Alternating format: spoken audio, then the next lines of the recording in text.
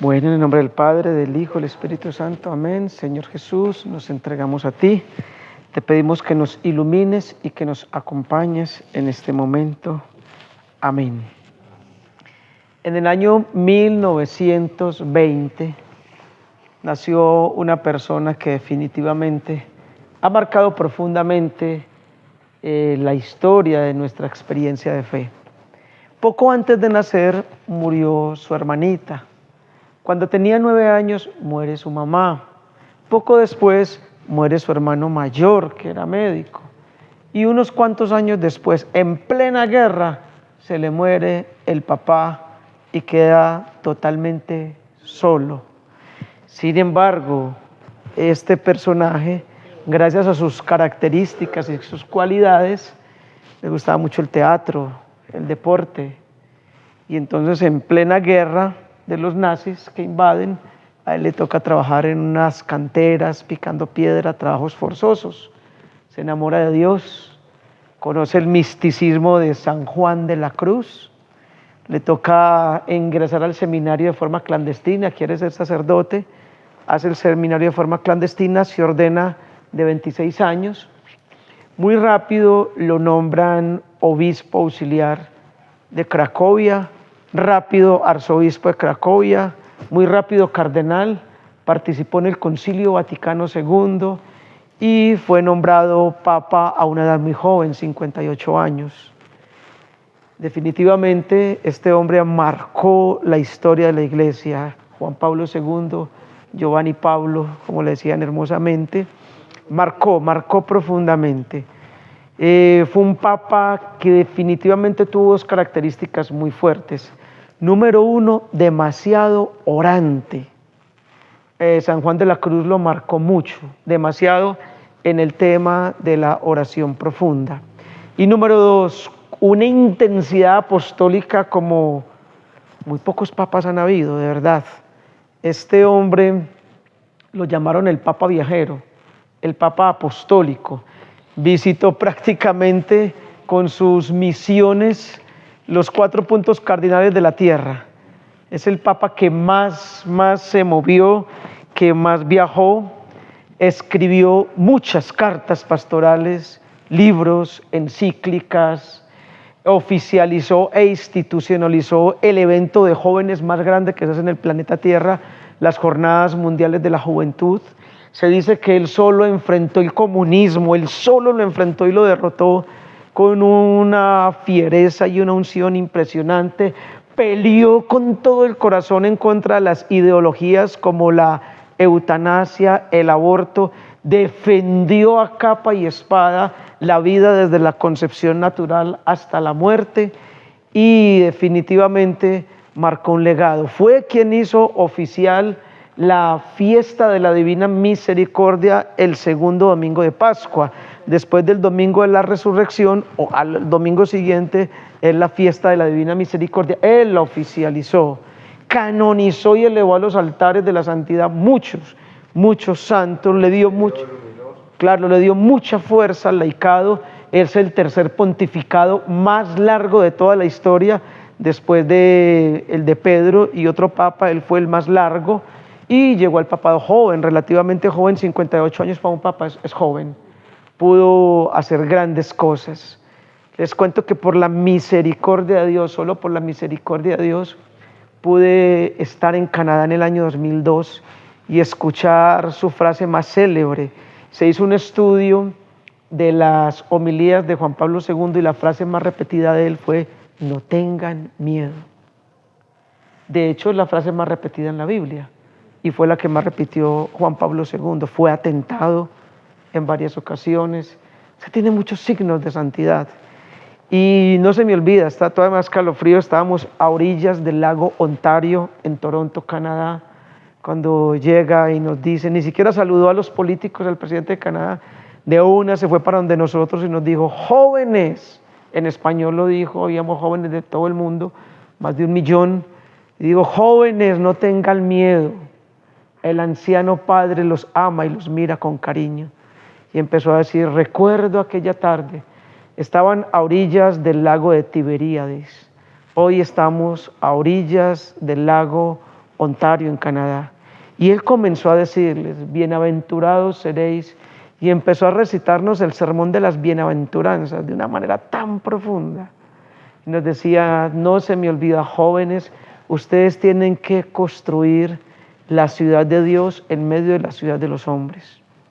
Dios en su infinita misericordia, eso fue en el 2002, 3 años después me hizo otro regalo y pude ir a Italia y estar nuevamente con él, una audiencia privada con Juan Pablo II. Fue una bendición muy grande. De verdad que pude gozarme al Papa Juan Pablo II y verlo en persona en 2 ocasiones. En el año 2005, creo que fue en septiembre del año 2005, fue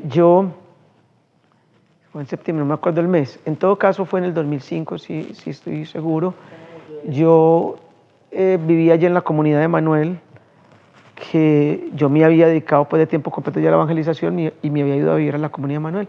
Y recuerdo que en la madrugada antes de irme para misa de 7 ya en la metropolitana, año 2005, por Dios, ya cuánto ha pasado, el tiempo corre, me parece que hubiera sido ayer. Y yo me acuerdo que soñé con él, soñé que estaba ya en la Plaza Vaticano, donde estuve, donde lo vi, y los miércoles, yo estuve 22 días en Italia en esa ocasión, entonces fui 2 veces allá a la Plaza de San Pedro, a la homilía que él hace los miércoles, una catequesis. Y cuando él termina, él sale en el papamóvil, sale por el medio de toda la multitud y todos le boleamos la manito y él nos bolea la mano pues también a todos. Y yo soñé ese día que él salió ahí en el papamóvil por la Plaza de San Pedro, nos boleó la mano, pero yo salí corriendo detrás del papamóvil, cuadras después de la Plaza de San Pedro. Y yo en el sueño vi que cuando él vio que yo iba corriendo detrás del papamóvil, él lo hizo detener el vehículo y sacó la mano por debajo de esa capsulita, sacó la mano y me la dio. Y yo recuerdo que yo le di la mano, mi mano muy pequeñita, miren, mis manos son pequeñas. Mis 2 deditos pequeñitos son más pequeños todavía. Entonces, él sacó la mano y me dio la mano de él y yo le di la mano. Y la nota característica de cuando le di la mano es que yo vi esa mano de él muy grande. Y la mía pequeñita, pequeñita. Y yo, ay, qué como la mano de un bebé cogiendo la de un adulto. Y yo vi esa mano de él tan grande. Y bueno, a mí se me olvidó el sueño, me fui para misa y como a las 11:30, 12 empezaron a sonar las campanas en toda la ciudad, las de la metropolitana empezaron a anunciar que había muerto Juan Pablo II. Para mí se despidió, me dio el lujo y cuando me cogió incluso esa mano grande que yo vi, cuando lo canonizaron, miren cómo lo pusieron, Juan Pablo II, el Grande. Cuando le ponen ese apelativo del Grande, yo, por eso fue que yo vi esa mano tan grande. Y ese que me haya dado la mano, como quien dice, sigue con la misión, no pares, sigue con tu ministerio. A mí me ha marcado mucho Juan Pablo II y a todos los que estamos acá crecimos con Juan Pablo II. Fue un pontificado muy largo desde el momento en que cogió. Entonces me inspira mucho Juan Pablo II. Ayer celebramos pues la fiesta de San Juan Pablo II y quise introducir con él porque el tema que vamos a trabajar a continuación tiene como título El cristiano es respuesta. Y Giovanni Pablo, Juan Pablo II, sí que fue respuesta a las necesidades del momento histórico. Qué papa, qué hombre. Juan Pablo II fue respuesta, Nehemías fue respuesta. Hoy usted y yo tenemos que ser respuesta a las necesidades del momento histórico y no nos podemos quedar únicamente en unas prácticas devocionales, oraciones, prácticas litúrgicas, misas, lecturas, grupos de oración. Tenemos que hacer respuesta a las necesidades. No digo que sea mala la oración que hacemos todos, las prácticas litúrgicas, la Eucaristía, todo, pero tenemos que hacer respuesta a la necesidad del mundo. Eso hay que aterrizarlo en respuestas. Entonces estamos viendo la clase anterior del capítulo 4 de Nehemías, donde sí, no, pero todavía seguiremos en el 4 porque hay que dividirlo en varias partes. Entonces leímos del versículo 1 del capítulo 4 al versículo 6. Entonces dijimos a manera de resumen cómo el pueblo le manifiesta a Nehemías una situación muy angustiante. Iba muy bien la construcción del muro, protegiéndose de los enemigos externos, pero vino un enemigo interno. Le dicen a Nehemías, mira, estamos muy mal, hemos tenido que prestar plata para poder comprar comida, grano, porque si no morimos de hambre. Y aparte de eso hemos tenido que hipotecar nuestras tierras, nuestras casas, todo, porque morimos de hambre para poder alimentar nuestras familias.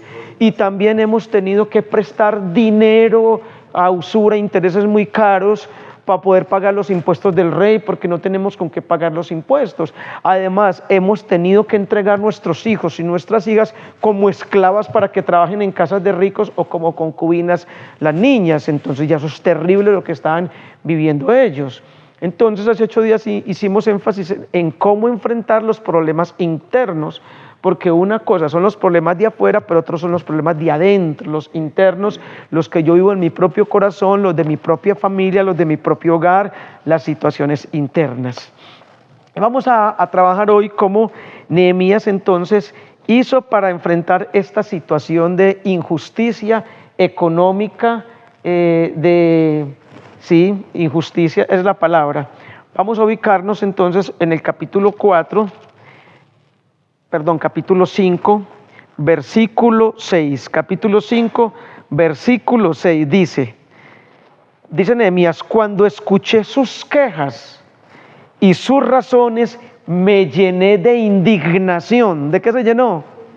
Esto es enojo, rabia, impotencia, frustración. Claro, al ver que a él le dolía que sus hermanos judíos estuvieran viviendo una situación de calamidad en ese sentido. Después de pensarlo bien, ojo, miren, clave, después de pensarlo bien, reprendía a los nobles y a los gobernantes por imponer una carga a sus patriotas. Recuerde que vimos hace 8 días que quienes estaban prestando plata, dinero, con altos intereses de usura, eran los mismos judíos. O sea, no era un imperio extranjero el que los estaba explotando. Aquí eran los mismos paisanos, los mismos corregionarios los que estaban prestándole a los mismos judíos entre judíos, unos más platudos, otros más pobres, en la misma raza, se estaban cometiendo una injusticia. Y se estaban llevando unos judíos los hijos como esclavos, las hijas como concubinas, terrible para un padre y una madre. Y no era un imperio opresor, eran entre ellos mismos. Entonces, dice, después de pensarlo bien, reprendía a los nobles y a los gobernantes por hacer esto con sus propios compatriotas, con los de su propia sangre. Convoqué además entonces a una asamblea general para tratar el caso y les dije, nosotros, hasta donde ha sido posible, hemos rescatado a nuestros propios compatriotas judíos que habían sido vendidos a naciones paganas. Aquí a qué está haciendo alusión Nehemías. Cuando él era copero del rey y estaba ya en Persia sirviéndole al rey, como ganaba muy buena plata por ser el brazo principal del rey, con bolsillo de él veía que en otras naciones tenían judíos esclavos y los compraba para liberarlos. Entonces aquí está diciendo él, convoqué además a la asamblea general para tratar el caso y les dije, hasta donde nosotros hemos podido, hemos rescatado a nuestros compatriotas judíos que habían sido vendidos a naciones paganas. Y ahora ustedes vuelven a vender a nuestros hermanos para tener que volver a rescatarlos. Como quien dice, yo rescatándolos, salvándolos y ustedes esclavizándolos. Ellos se quedaron callados, pues no sabían qué responder. Yo añadí, lo que están haciendo no está bien. Deberían mostrar reverencia por nuestro Dios y evitar así las burlas de los demás pueblos. También mis familiares, mis ayudantes y yo hemos prestado dinero y trigo. O sea, Nehemías cuando llegó allá, la gente con necesidad también le dijo, usted nos puede prestar platica que no tenemos para el mercado, y él les prestó, y los ayudantes de él, y los familiares de Nehemías, todos estaban ayudando. Entonces dice a él, también mis familiares y mis ayudantes hemos prestado dinero y trigo, así que vamos a perdonarles la deuda y no vamos a cobrar. Les ruego también ustedes los ricos que han prestado dinero, que tienen empeñados, hipotecados los terrenos, los viñedos, los olivares, las casas, que cancelen las deudas. Que no cobren ese dinero, que dejen libres a los hijos, que no cobren el grano, el vino y el aceite. Ellos respondieron: devolveremos todo eso y no les reclamaremos nada. Haremos todo tal como tú has dicho. Entonces yo, Nehemías, llamé a los sacerdotes en presencia de ellos, hice jurar a todo el pueblo y dijeron que cumplirían todo. Además me sacudí la ropa y dije: así sacuda Dios fuera de su casa y de sus propiedades a todo aquel que no cumpla este juramento, y así lo despoje de todo lo que ahora tiene. Toda la multitud respondió: amén, y alabaron al Señor. Palabra de Dios. Bien, el texto es muy claro. Una terrible injusticia, que es cierto que cualquier parecido con el mundo actual es solo coincidencia. Bien, vamos a hablar entonces varios aspectos esenciales. Lo primero es que Nehemías entonces se da cuenta de que son los nobles, los oficiales, es decir, los ricos, los que con intereses de usura elevados están explotando al pueblo. Pregunto, ¿eso sucede en la actualidad o no? ¿En la actualidad explotan al pueblo? ¿En la actualidad se cobran intereses de usura? Tanto entidades oficiales como personas no oficiales. Bien, entonces vamos a ver cómo Nehemías enfrentó esta situación. Vamos a hacer un análisis de cómo la enfrentó. Lo primero que dice el texto es que cuando le pusieron esas quejas, Nehemías se llenó ¿de qué? De indignación. Como lo dice Luis, se enojó, se puso bravo. Ojo pues, ¿y por qué se puso bravo? Porque es que un verdadero líder, un verdadero servidor de Dios, es aquel que debe velar por la armonía del grupo, de la comunidad que Dios le ha entregado, del grupo, de la familia. Ese es el verdadero líder, el que está celoso y vigilante que haya armonía y equilibrio. Por eso a él le dio tanto sentimiento interno. O sea que no es malo enojarse.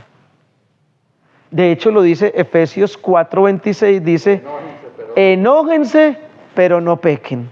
¿Cómo dice? No se quede uno en el enojo. Así es. Y dice después: no se ponga el sol sobre su enojo, ni den oportunidad al diablo. Listo. Enójense, pero no pequen. Es normal que hayan rabias, es normal que hayan malestares, fricciones, diferencias, encuentros por nuestros temperamentos, y esto ocurre hasta en las mejores familias, en los grupos, eso es natural. Lo que es malo, no es bueno, es que uno se quede con esa rabia y la convierta en una raíz de amargura y en un resentimiento. Esta mañana mi esposa y yo tuvimos un enojo, me pasó en la mañana con ella, en medio del afán, de la ansiedad, pero estamos bien en estos momentos. Después le di piquitos y nos abrazamos, porque entonces ¿para qué oro? ¿Para qué pido la gracia de Dios? Si yo estuviera aquí resentido, predicándoles a ustedes, no sería coherente, ¿cierto? Hasta Jesús se enojó, ¿no? Se enojó, pero no pecó. Como le decía a esos fariseos: raza de víboras, fariseos hipócritas, sepulcros blanqueados. Ahí estaba muy contento, o estaba indignado. En el templo se enojó. Entonces, Nehemías no estaba enojado, miren esto, por algo que le hubieran hecho a él. Nehemías no estaba sensible por alguna injusticia en contra de él. Nehemías estaba enojado, Nehemías no tenía el corazón cargado porque lo habían tocado a él, ni estaba deseoso de venganza. Nehemías estaba indignado era por el egoísmo, la explotación que los ricos estaban haciendo con los pobres del pueblo de Israel. ¿Y de qué servía entonces reconstruir esa muralla y ese muro si adentro se vivía una profunda injusticia? ¿De qué nos sirve a los evangelizadores hacer una cantidad de proyectos externos de evangelización si por dentro los corazones se carcomen de odio y de envidia de celos, divisiones, murmuraciones, contiendas, conflictos. ¿Para qué grupos? ¿Para qué retiros? ¿Para qué esfuerzos y desgastes si vamos a seguir con el corazón así? No, primero limpiemos el corazón y ahí sí todos los apostolados que sea.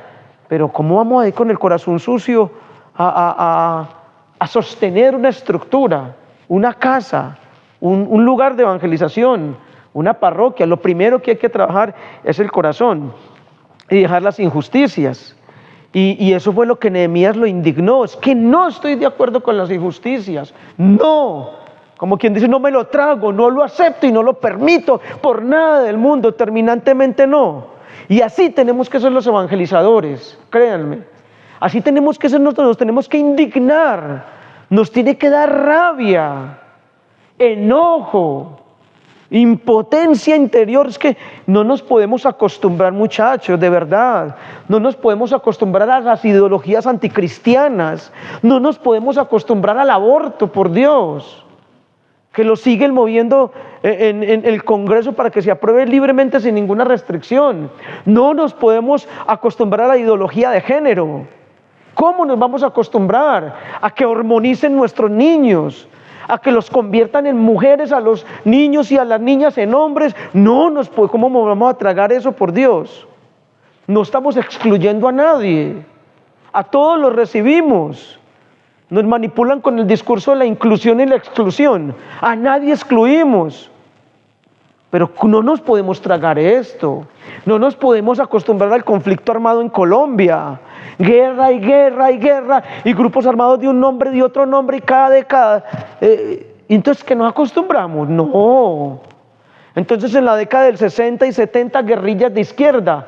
En la década del 80 y 90 se empezaron a gestar de ultraderecha. Guerrilla paramilitar, al fin y al cabo.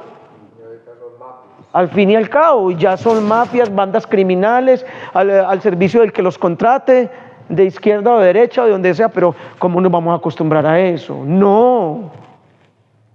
El cristiano no se puede acostumbrar. Esa es la indignación de Nehemías, y la de nosotros tiene que ser otra. Tenemos que orar fuertemente por eso. No nos podemos acostumbrar al mal. Es que los cristianos no podemos ser indiferentes. No podemos acostumbrarnos a la creciente ola de abuso de niños, por Dios. El tema tan disparado de abuso sexual de niños desde las propias casas, desde los propios hogares, los propios seres queridos. ¿Cómo nos vamos a acostumbrar no nos podemos acostumbrar a la corrupción? Yo veo esa peleadera, esos políticos, no, por Dios, ¿qué es esto? Tampoco. Por Dios, agarrados a toda hora. ¿Cómo nos vamos a acostumbrar a eso? Y alguien dirá, no, Juan Carlos, pero es que hay que... Sí, yo respeto que cada uno tenga su postura política, yo también tengo la mía, pero no es peleando, no es agarrados. Sea del lado que sea, de la orilla política en que nos ubiquemos, en que usted se quiera ubicar. No es buen testimonio cristiano estar agarrados. No es buen testimonio un país polarizado. ¿Cuál Cristo, pues? Y yo me pregunto, ¿dónde están los cristianos católicos de este país? ¿Dónde están los cristianos evangélicos de este país? ¿Por qué no nos unimos, pues? Porque esto sigue dividido. Muy bonitos haciendo grupos de oración, llenando parroquias, llenando cultos evangélicos, predicando y predica, y la realidad del país, miren, por Dios, ¿no era que necesitamos un Nehemías en Colombia? ¿O muchos Nehemías? Un Juan Pablo II, muchos Juan Pablo II, pero ¿qué es esto, por Dios? Nos acostumbramos a un cristianismo tan cómodo, tan fácil, y el mal avance y avance y avance de forma rampante. No, de verdad, hay que asumir una postura. A mí eso me cuestiona también, haciendo alusión en Nehemías. Martin Luther King, pastor protestante, metodista, que fue el que luchó por la libertad racial en Estados Unidos, década del 60, a quien la Iglesia Católica le reconoce signos de santidad. Él decía, tengo un sueño. El día en que católicos y evangélicos, blancos y negros, ricos y pobres, se abracen como hijos de Dios y se unan. ¿Qué pasa? Porque los ríos de sangre que se derraman en Colombia son muchos. Eso es ausencia de Dios. Eso es ausencia de Dios. Solamente hay tanta maldad en un país donde no está la bondad de Dios, donde no está la gracia de Cristo. Eso no puede seguir siendo así. Algo tenemos que hacer. Y decía Martin Luther King, a mí ya no me asustan los actos malos de la gente mala, pero me horroriza la indiferencia de los buenos ante los actos malos. Mire lo que a él le daba duro. A él no le daba duro que hubiera maldad, sino la indiferencia de nosotros. Por Dios. El silencio de los buenos es la victoria de los malos. Claro, muy buena esa frase, Luis, gracias, la tendré en cuenta. El silencio de los buenos es la victoria de los malos, claro. Es que la oscuridad es ausencia de luz. Nos estamos volviendo cómplices. Pero de los buenos es la victoria de los malos. Sí, nos estamos volviendo cómplices muy cómodos, muy lindos, muy rezanderos, muy orantes, mucha prédica, mucho retiro, mucha cosa, pero ¿y la respuesta qué pues? A las necesidades del momento histórico. Ya no me asustan los actos malos de la gente mala, me horroriza la indiferencia de los buenos. Entonces lo primero que tendríamos que decir, este primer punto, es que Nehemías se enojó, se indignó. Y es que nos tenemos que enojar, nos tenemos que indignar, no podemos seguir así. Es como lo primero que quería que trabajáramos. Nehemías se indignó, se enojó. Segundo, dice el texto bíblico hermosamente, mire que cuando él se indigna y se enoja de esa manera, ¿en qué lo hace? Miren cómo dice de lindo, en el versículo 6 todavía dice, después de pensarlo bien.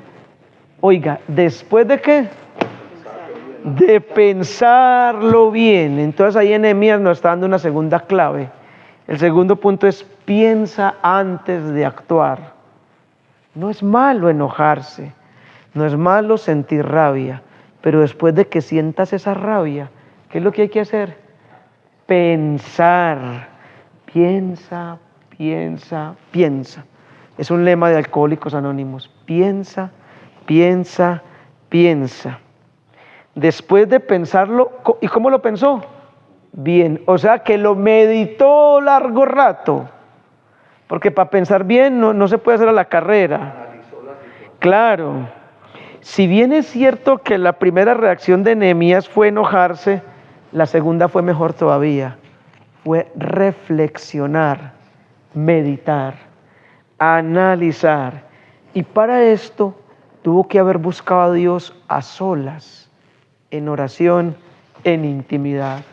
Es que cuando yo estoy con Dios en oración es cuando mejor pienso, es cuando mejor medito, es cuando mejor reflexiono, es cuando pongo el pensamiento de Dios en mi mente. Pero si no oro, no puedo poner a Dios en mi mente. Entonces me gusta mucho que, como dice, después de pensarlo bien, en muchas ocasiones es mucho más saludable hacer una pausa y orar para preguntarle a Dios qué es lo correcto, antes de empeorar las cosas y meter los pies con nuestras reacciones impulsivas. ¿Ustedes qué dicen? ¿Será que a veces hemos tenido reacciones impulsivas y hemos metido las de caminar por no hacer esa pausa, por ser reactivos, primarios, contestatarios, porque yo soy así, yo digo las cosas? No, está bien que usted tenga un carácter, pero el cristiano tiene que desarrollar dominio propio. Que es que yo digo las cosas como son, que yo le pongo los puntos sobre las sillas. No, el cristiano tiene que aprender a morderse la lengua en muchas ocasiones. Como dice el adagio popular, es mejor callar que locamente hablar. Y cuando uno está con ese acaloramiento, no razona, reacciona. Entonces, cuando estamos enojados, la primera reacción que tenemos suele ser equivocada, errónea. Por eso cuando esté enojado, vamos, tome distancia, váyase. Y desahogue su rabia por ahí en otra parte, en un árbol, algunos lo hacen en una almohada, en un muñeco. Hay gente que hace esa terapia, coge una almohada y le da golpes a una almohada o a un costal, lo llena de trapos y lo mantienen allá para cuando le da que la rabia al esposo, va y casca ese costal. O cuando le da que la rabia a la esposa a un hijo, va y casca el costal y llega donde el hijo ya se ha drenado esa emoción negativa. Algunos lo hacen con la almohada, con un costal, con un árbol, qué sé yo. Cogen un papel y lo arrugan, pero es mejor así. Entonces, enojarse cuando vemos egoísmos e injusticias no es malo, eso no es malo. Pero enojarse por resentimientos y amarguras con otros, ahí sí es malo. Como que hay un enojo bueno y hay otro enojo que no es bueno. Sin embargo, entonces, lo más importante es tomar el tiempo para orar y actuar después. Sí, dice Santiago 1:19. Santiago 1:19. Recuerden esto, queridos hermanos, ustedes deben ser rápidos para escuchar y lentos para hablar. ¿Cómo dice Santiago 1:19? ¿Vamos a ser qué? Rápidos para escuchar y lentos para... No, al contrario, no rápidos para hablar. Para escuchar y lentos para hablar. Miren, es que enojarnos e indignarnos en la carne humana, eso se llama odio, resentimiento. Cuando yo no tengo buena oración, entonces carnalmente me enojo y me lleno de rabia y de ira con el otro. Ya eso es un enojo que no es de Dios. Y eso se va alimentando y se va... Claro, y eso genera cosas peores.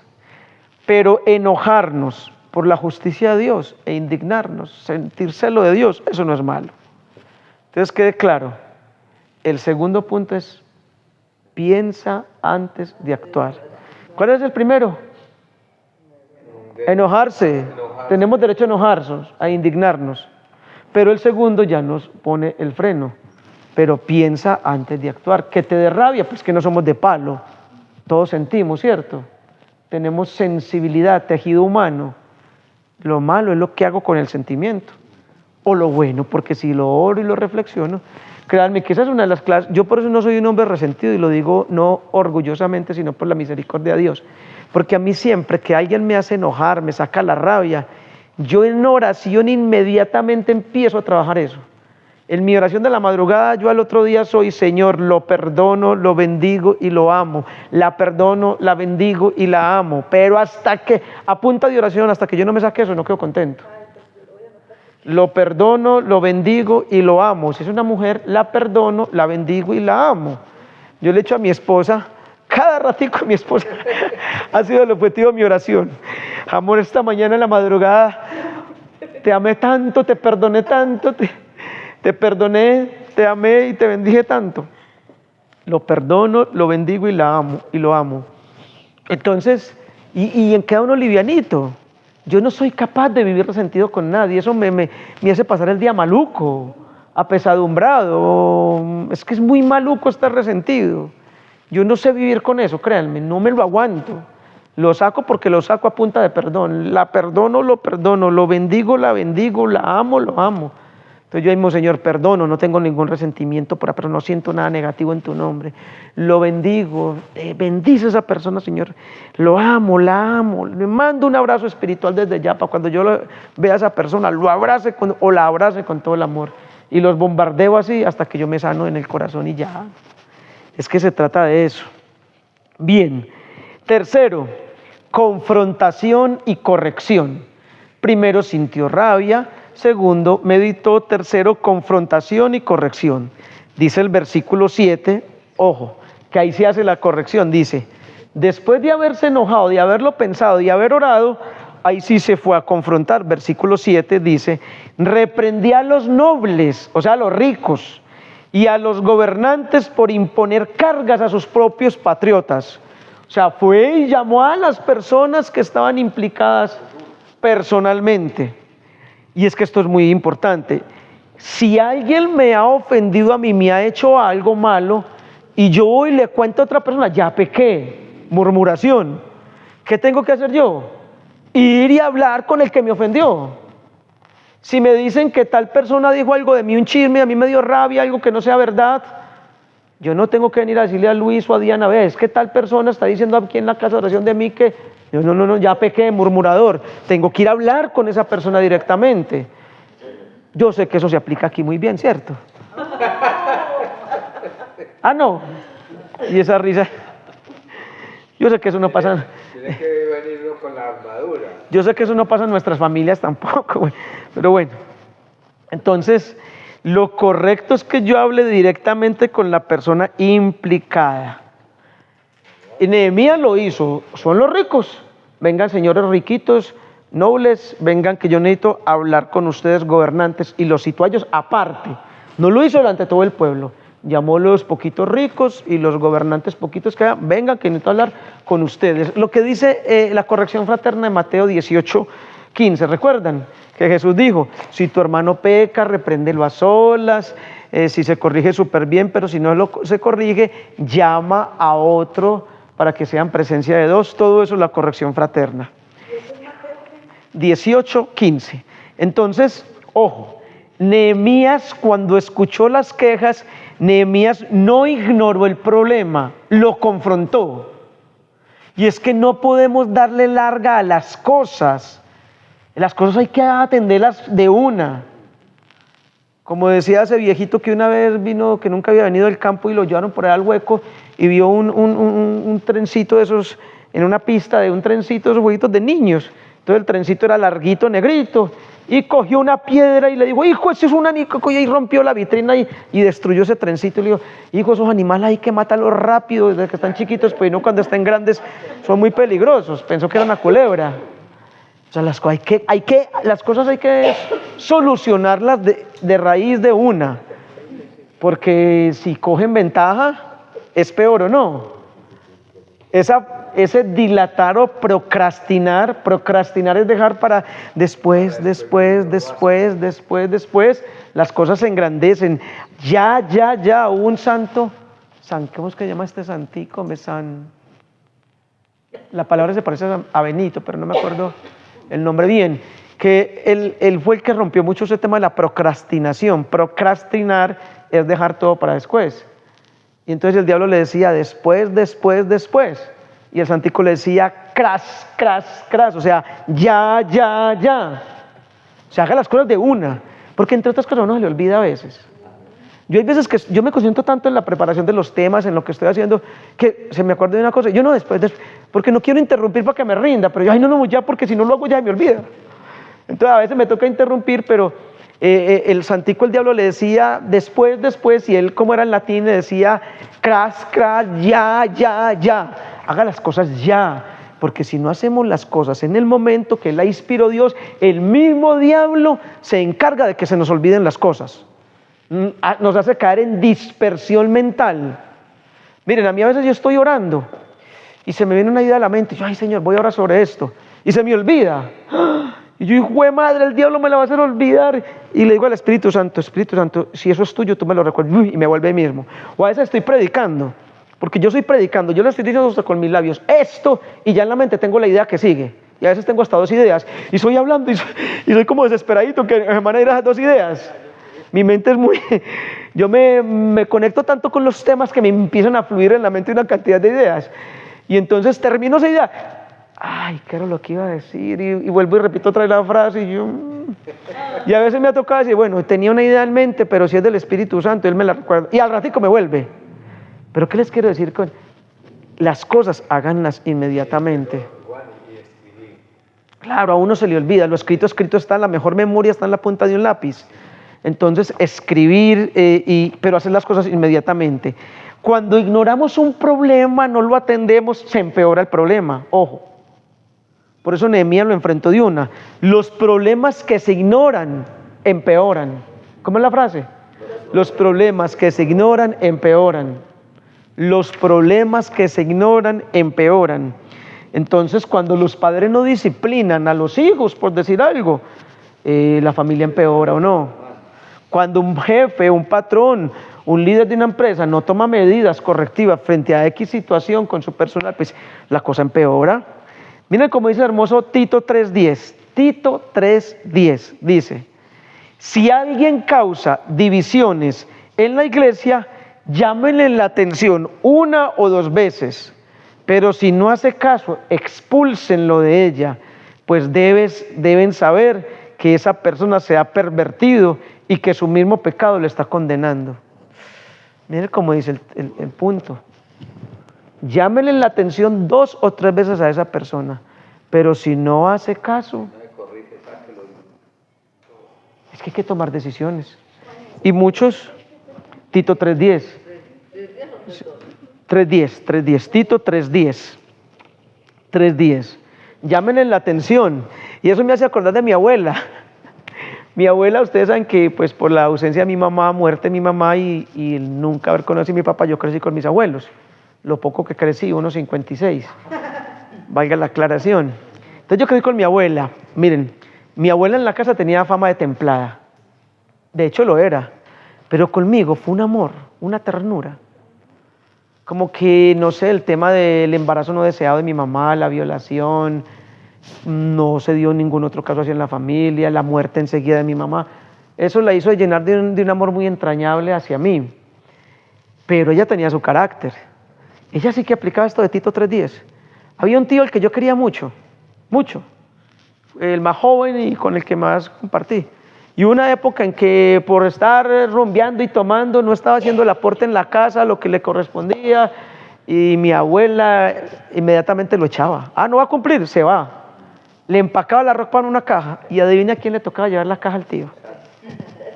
Y yo llorando, un niño de como 10 añitos con la cajita, su abuelita no echa a mi tío, yo lo quiero.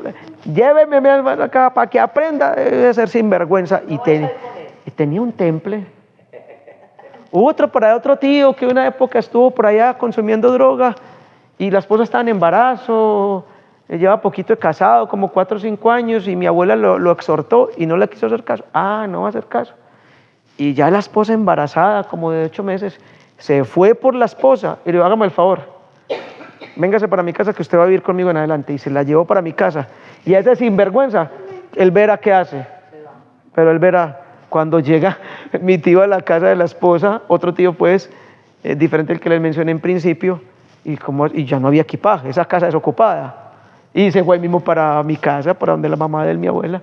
Mamá, ¿qué pasó usted? ¿Por qué? Porque usted es un irresponsable, está consumiendo droga y esta mujer está embarazada y usted tiene que aprender. Y no, si aquí no me entra a esta casa y hablo con la policía y no lo dejo entrar y lo demando. Y mi abuela era templada.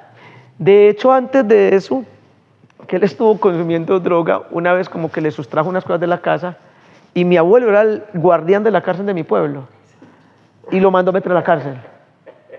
Y el alcalde, que era muy amigo de mi abuela y de mi abuelo, fue y le dijo, doña Gabriela, ese muchacho suyo en la cárcel, si quiere lo sacamos, no lo dejemos. No, déjemelo allá 3 meses. Allá 3 meses le doblegó. Y después salió y al tiempo volvió a consumir, y ahí se le trajo la esposa para mi casa. Y le dijo, no, hermano, yo voy a dejar eso. Yo le prometo que demuéstremelo primero y le vuelva a su esposa y su hijo. Y lo puso a prueba, y cuando vio que estaba juicioso, ahí sí tenía un carácter, y después me lo aplicó a mí. 11 años, primero bachillerato, 6º bachillerato en la actualidad. Perdí como 3 materias en el primer periodo, en el segundo como 4. En el pueblo había dos colegios, el público gratis y el privado de los ricos. Ella me metió al privado, aunque era más costosito. Digo, no, usted es muy pequeñito, y en el otro colegio todos los muchachos tan grandes. No. Entonces me metió al otro porque era más poquita gente, era un grupito más pequeñito. En el otro era mucha gente, entonces bueno, me metieron allá. Y empiezo a perder materias. Cuando la última entrega de calificaciones, al día siguiente, al sábado, llego yo, estaba en la mañana jugando con unos amiguitos de fútbol, y llegué al mediodía cuando la ropa empacada en una caja, la bendita caja con la ropa. Y yo, mira, la ropa mía. Me hace susto. Yo, abuelo, ¿y mi ropa por qué? Me hace el favor y se va. Yo aquí no voy a criar vagos. Desde que su mamá se murió, hace 5 años, le hemos dado lo mejor. ¿No quiere estudiar? Entonces, no tiene casa, no tiene nada. Y yo todo asustado, me fui con la caja, la guardé de un amigo, me fui para donde una tía toda la mañana a decirle a ella si me recibía, y le dije a un primito con que me puse a jugar como de 8 añitos, me van a ir a vivir acá, Julián. Sí, ay, qué rico. Y fue y le dijo a mi tía, y ahí mismo mi tía, que usted se va a ir a vivir acá. Yo, no, eso es que estábamos jugando, eso es... No, pero cuando quiera se puede venir, si quiere. Yo, no, tía, era por molestar al niño jugando con él. Y no fui capaz de decirle. Me fui al mediodía para donde otra tía, donde la que almorcé, y me puse a mirar. No, esta tampoco. Y me quedé todo el día así como deambulando por el vecindario en el que vivíamos, y a las 9 de la noche ya con un taquito aquí en la garganta fui donde la tercera tía, y le toqué la puerta, y cuando ella me abrió, yo, tía, que si me pueden ir a vivir, y empecé a llorar, y ella me abrazó, y me consoló mucho. Espero yo hablo con mi mamá a ver qué fue lo que pasó, y se fue a hablar con mi abuela, y me mandó a decir, vea, dígale que si quiere vivir en esta casa, tiene que, número 1, recuperarme todas las materias, que yo no voy a quedar vagos, me tiene que ayudar a trapear todos los días, que ya me duele mucho la espalda a mí, ya era mayor, y me debe tender la cama. 3 condiciones me puso. Y yo, dígale que sí, todo juiciosito, recuperé todas las materias, tendía la cama milimétricamente, barría y trapeaba. Me hizo buen estudiante, me apretó las clavijas. Pero es que los líderes actúan con autoridad, no les da miedo. Hoy en día, yo les conté esta anécdota para otra en algún lugar, y hay una señora, no, donde yo haga eso con la hija mía, no se arma, donde yo le eche, donde les da miedo, se mueren de miedo. Mi abuela sí tenía un carácter que ya, cuando me vine a vivir acá a Medellín, 1996, empecé a trabajar en una fábrica, todo contento, muy bien. Ay, pero me aburrí. Yo aquí mi pueblo tenía todos mis amigos de toda la vida, tenía hasta mi primera novia, ya estaba con noviecitas, todo contento, los amigos, el fútbol, los paseos, el pueblo. Aquí en Medellín no conocía a nadie. Vine acá y acá vine los sábados al grupo El Manuel de los Sábados, y yo todo contento en este grupo de jóvenes. Ay, no, pues yo me quiero volver para mi pueblo, muy bueno ese grupo. Y la llamé, abuela, me voy para Bolívar. ¿Qué pasó? Espere, ¿por qué se va a venir? Y yo, abuela, es que yo aquí no conozco a nadie. Espere, ¿le están pagando bien en la empresa? Yo, sí, me están pagando puntualmente. ¿Ya aprendió a hacer todo el trabajo? Yo, sí, eso es muy fácil. ¿No tiene amigos? ¿No está yendo pues al grupo de oración de Jesús Eucaristía los sábados? Sí, pero no conozco a nadie. Eso fue en 1996 acá, hace 28 años. No conozco a nadie, son muchos jóvenes, son muy bonitos, pero no. Hágame el favor y escúcheme. ¿Está bien donde la tía? Yo, sí. Me hace el favor y no se viene, que no lo recibo. Usted casa no tiene, y usted me conoce cómo es mi carácter. Si se viene, usted verá, véngase para Bolívar, pero no lo recibo. Ya no tiene casa. Me dijo así, yo estoy muy vieja y en cualquier momento me muero. Y usted tiene que aprender a vivir. Aprenda a vivir, que yo no le voy a durar toda la vida. Y me colgó ella llorando, y yo colgué el teléfono más aburrido. Yo vivía ahí en Belén, por la unidad deportiva de Belén. Y colgué ese teléfono en la 66, yo me aburrí, ay, qué pereza esta ciudad, yo aquí no conozco mis amigos, mi novia. Me tocó quedarme y me fui integrando acá a la comunidad de Manuel, a la casa de oración. Empecé a venir a las coinonías en semana, a la escuela de formación bíblica los miércoles. Entonces venía a coinonía Yavellire los lunes, a formación bíblica los miércoles, los viernes a coinonía Hijos de Sion, los sábados venía al grupo de Manuel, los domingos me iba para la Estrella con el ministerio de niños. Toda la semana me mantenía aquí metido. Créanme, yo tengo una historia de vieja data en esta casa de oración. Año 1996, y me fui adaptando y se acabó el noviazgo con la niña de Bolívar. Un día me la encontré aquí en pleno centro con otro de la mano, la supuesta novia, y yo aquí no sabía estar casi en el centro. Yo me acuerdo que me bajé del bus en la Oriental y yo dije, bueno, en la playa me voy a ir por el Palo, la Oriental, me voy por el Palo y más bien que por ahí también salgo. Y no sé por qué me dio por venir, y venía ella con el otro de la mano. Y ese susto de ella, yo, esto se acabó, aquí ya no hubo nada, conseguí novia aquí mismo en el grupo de oración de la casa, en el grupo de Manuel, bueno, y toda esa historia. Como le he dicho, las 3 novias que tuve, las conocí acá. La primera, la segunda y con la tercera me casé, punto. A esta casa de oración ha marcado muchas cosas de mi vida. Aquí le hicimos la oración. Sí, está, y eso que ya, eso fue mucho más tardía, ya había pasado por acá, hace muchos años ya había pasado así. Bueno, entonces, lo que quiero decir, ya voy a terminar mi cito. Bueno, pero si ustedes, entonces mi abuela sí que aplicaba esto con verdadera convicción. Y un líder auténtico, un papá, una mamá auténtica, son aquellos que toman decisiones con autoridad. Dianita, Juan, Luis, ahí queda la prédica grabada. No la estoy grabando en vivo porque no me funcionó el internet, pero yo la subo ahorita. Estoy grabando el video y la subo ahorita. Ahí queda para que la vean. El cristiano es respuesta, ¿listo? Dios los bendiga. Acuérdense, el canal es Vida en Abundancia, Juan Carlos Restrepo. Luis, Vida en Abundancia, Juan Carlos Restrepo, Diana. Bien, entonces, en ocasiones los líderes en los grupos o en las familias, padres o madres, no toman decisiones, no confrontan a sus hijos, a sus parejas, por temor, porque la cosa se ponga, se arme, ¿cómo es el soperón? ¿Cómo es que se dice? Que porque la cosa se complica, y miren, y por no actuar, la cosa de todas maneras empeora, y se pone peor.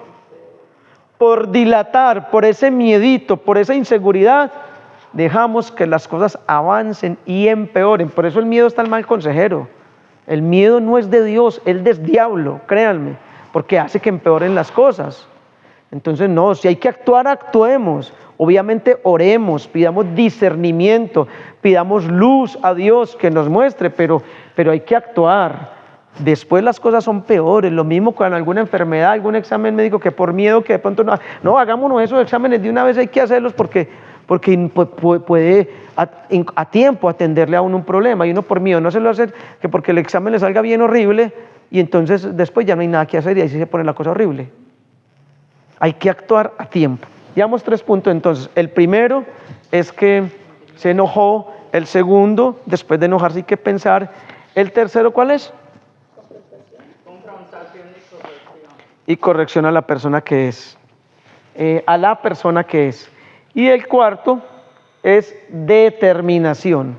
Cuarto punto, determinación para enfrentar en público las divisiones públicas, porque miren que el texto bíblico dice que llamó en privado a los gobernantes y a los ricos, ¿cierto?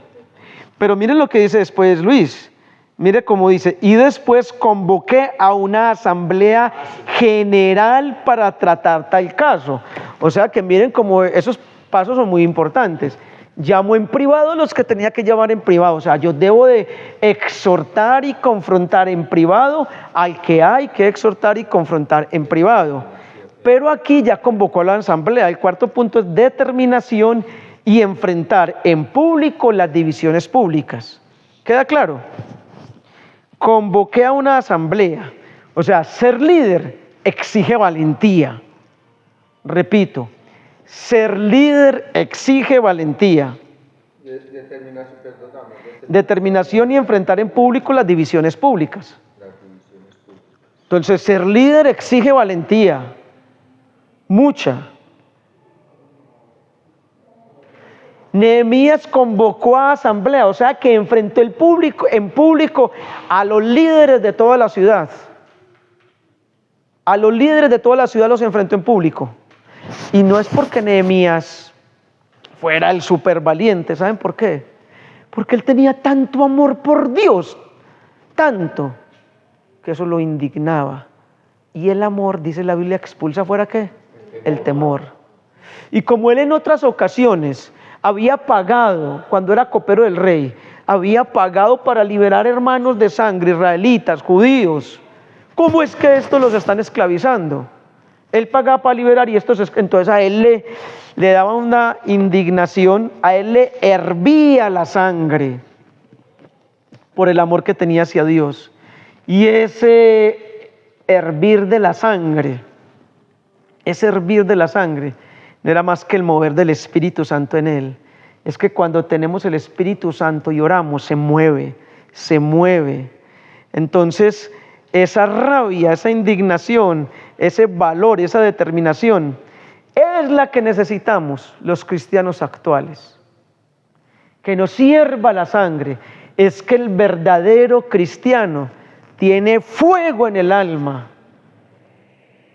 Sangre en los ojos, decían los viejos de ahora años. ¿Saben que cuando los abuelos están enojados? Yo tengo sangre en los ojos. De verdad, que tengamos ese valor, ese coraje y esa determinación para actuar cuando nos corresponde actuar. Porque un cristiano anuncia, un cristiano denuncia, un cristiano no es indiferente. Este silencio cómplice, de verdad, nos va a matar. ¿Que los buenos somos más? ¿Más qué? Más perezosos, más indiferentes, más mediocres, más miedosos. Los buenos somos más que. Pidámosle al Señor que nos ayude a ser como Nehemías. De verdad, que tengamos ese ahínco, que tengamos ese temple, ese carácter espiritual, esa firmeza, esa convicción, que se levanten los verdaderos hijos de Dios, que seamos luz en medio de las tinieblas. Como Juan Pablo II, como Pablo, como todos los santos, como los buenos cristianos. Gloria al Padre, al Hijo y al Espíritu Santo. Señor Jesús, te pedimos que nos bendigas abundantemente en este día que está finalizando, que nos acompañes, que nos des tu gracia y tu amor. Gracias por tus bendiciones, por tu ternura. Ayúdanos, Dios de los cielos. Bendice la casa de oración, bendice la economía de la casa de oración y también nuestras finanzas personales, para que nosotros de verdad podamos tener todo lo necesario para una vida digna, para poder seguir llevando este ministerio de evangelización y para poder también, Señor, tener forma de proveer, socorrer, ayudar a otras personas, siendo generosos, así como tener prudentes reservas y prudentes ahorros. Gracias por tu amor y tu misericordia. Gloria al Padre, al Hijo y al Espíritu Santo. Ruega por nosotros, Santa Madre de Dios.